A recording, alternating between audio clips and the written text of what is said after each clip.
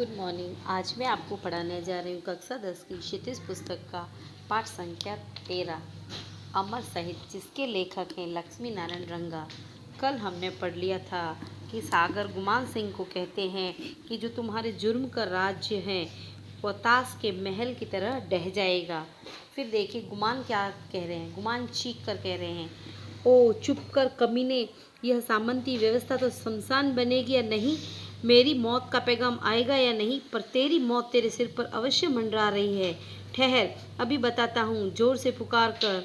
बीरबल, मुनका Sohail, Ahmad colour, इन तीनों को आवाज़ देता है। वह तीनों बाहर से, तीनों की आवाज़ एक साथ आती है। हुक्म रावलोत जी। गुमान, सिपाहियों से कह दो कि इस आज़ादी के कुत्ते को थप्पड़े, लातें, घूंसे, लाठी और बूटों की ठोकरें मारे, मार मार कर इसका कचुम्बर निकाल दें। बीरबल बाहर से ही, चलो सिपाहियों, निकालो अपने हाथ पाँव के वट, यानी अपने हाथ पाँव में जो इतने दिन से हम सुस्त पड़े थे, आज इसके वट निकाल दें, मार मार के इनको। चलो सिपाहियों, निकालो अपने हाथ पाँव के वट। सिपाही आते हैं, कोई थप्पड़ मारता है, कोई बूट की ठोकर, कोई पीठ पर गुस्सा मारता है, कोई लाठी मारता है। सागर हाय हाय करता है। थोड़ी देर यह मारपीट चलती है, फिर वे सागर को जमीन पर गिरा देते हैं। उसके पाँव पर सिपाही खड़े हो जाते हैं। वह जोर से चीखता है। गुमान सिंह व सिपाही जोर से हंसते हैं। सागरमल तड़प कर बेहोश हो जाता है। फेंक दो इस जिंदा लाश को। सिपाही बेहोश। गुमान कहता है, फेंक दो इस जिंदा लाश को। सिपाही बेहोश सागरमल को घसीट कर रंगमंच के एक तरफ डाल देते हैं। इसी समय जेलर दरवाजे में से आता है। वह सागर की ओर ध्यान से देखता है।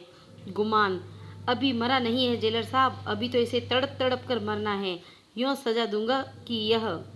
जेलर बीच में बात काट कर, वो तो ठीक है गुमान सिंह जी, पर सभी को एक ही लाठी से नहीं हाँका जा सकता। ये स्वतंत्रता के दीवाने सर कटा लेंगे पर झुकाएंगे नहीं। इनसे तो नीति से काम लेना चाहिए, ताकि सांप भी मर जाए और लाठी भी न टूटे। गुमान असमंजस में कि ये क्या बात कर रहे हैं जेलर साहब, आपकी बात समझ नहीं आई। जेलर, कोई बात नहीं, समय आने पर मैं समझा दूंगा। अब आप जाइए, मुझे सागर को होश में लाकर ज़रूरी बात करनी है। गुमान जाते जाते, मेरी ज़रूरत पड़े तो बुला लेना। जेलर, ज़रूर और हाँ। गुमान सिंह जाते जाते रुक जाता है। थोड़ा ठंडा पानी भिजवा दीजिए। गुमान जाते हुए, ठीक है। जेलर सागरमल की हथकड़ी खोलकर उसे सीधा करता है। उसकी नब्ज देखता है, यानी नाड़ी देखता है। एक सिपाही गिलास और लोटे में पानी लाता है। जेलर सागरमल के मुंह पर 2-3 बार पानी के छींटे देता है। धीरे धीरे कराहता हुआ सागरमल होश में आता है। जेलर उसे सहारा देकर बैठाता है और पानी पिलाता है। जेलर सहानुभूति से, सागरमल, सागर।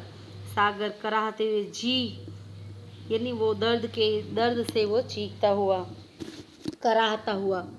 जेलर, सागर, अपने पर, अपनी इस जान पर रहम खा। तेरी यह हालत मुझसे देखी नहीं जाती।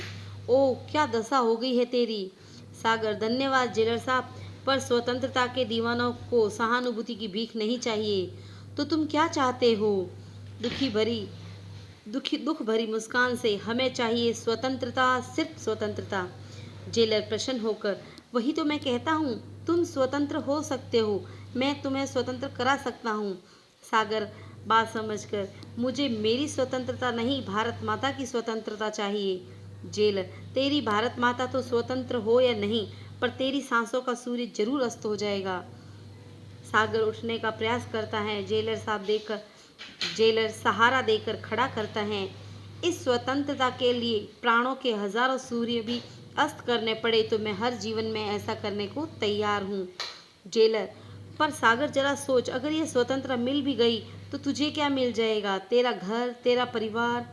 सागर हल्की हंसी के साथ, स्वतंत्रता के दीवाने संसार से कुछ लेने को नहीं, संसार को कुछ देने की तमन्ना रखते हैं जेलर साहब। वे अपने जीवन की सांसों के मोतियों से अपना घर नहीं, संसार को सजाते हैं। जेलर, वो तो ठीक है सागर, पर मान लो तुमने जीवन भर संघर्ष किया और फिर भी स्वतंत्रता नहीं मिली तो? सागर, तो क्या हो जाएगा? हम तो यह मानकर चलते हैं कि स्वतंत्रता का संग्राम एक लंबा सफर है। हम तो बस प्राणों की मशाल जलाकर उस पर चलना जानते हैं। कितना चल पाएंगे, कितना बढ़ पाएंगे, कौन जानता है?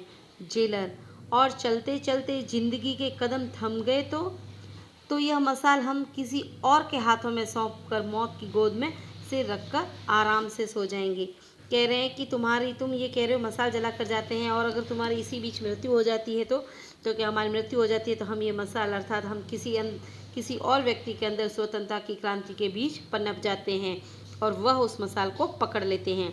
फिर जेलर कहता है, पर सागर, जब तक जान है तब तक जहान है। क्या तुझे विश्वास है कि इन तेज तूफानों में तुम्हारी यह मशाल जलती रह सकेगी? सागर, यह मशाल ही क्या जेलर साहब जो तूफानों में बुझ जाए।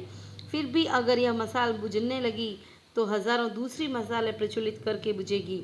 हर मशाल को एक ना एक दिन बुझना ही पड़ता है, चाहे जल्दी या देर से।